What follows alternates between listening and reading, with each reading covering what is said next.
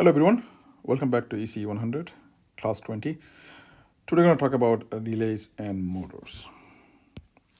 So what are the relays?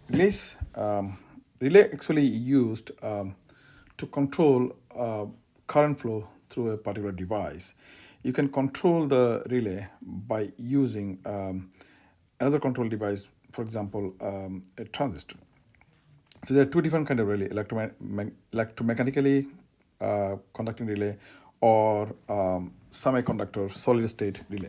So you have two here. Left one is electromechanical relays, and right one here is solid state relays. So what does it do actually? This is the fundamental, very simplified diagram of relay over here. So what it does, if you supply is normally closed, is this one is normally closed, this one is normally open, and if you so normally closed means if you don't try to do any control here, this is the common over here. So three terminals, and these are the terminal for supply, control circuit supply. So if you don't do anything, there is nothing here, let's say no current coming here through this device, then you'll have this connection already there.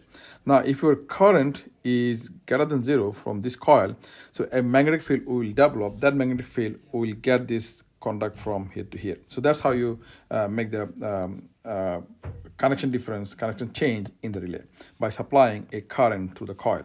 So you need to control this supply current to the coil. That control could be done manually or could be done electrically by using a transistor or other control device. Same thing over here. This is a solid state device. So this where is control happening here. So this control is all solid state. So basically we have SCR over here. This is called SCR, silicon control rectifier. That's what is basically doing the same job for what is done by the electromechanical relays. All right.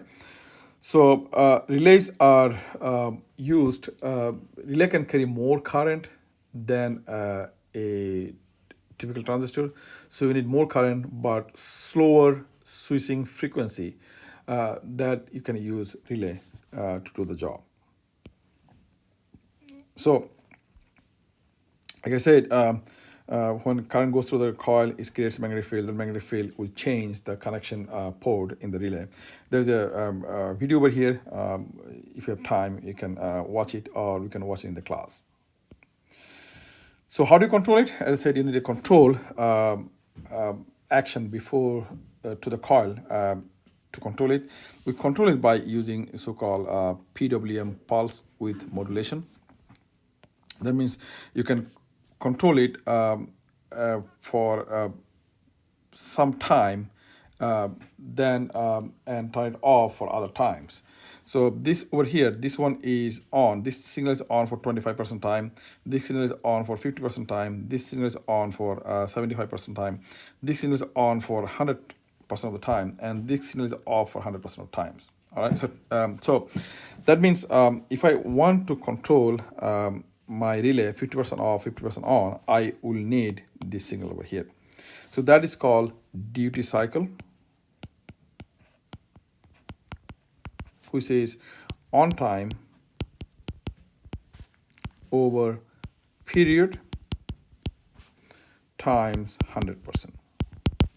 So period is basically total cycle here from here to here. That's your period. All right. So if your period is, it depends on frequency, how quickly you're changing your signal.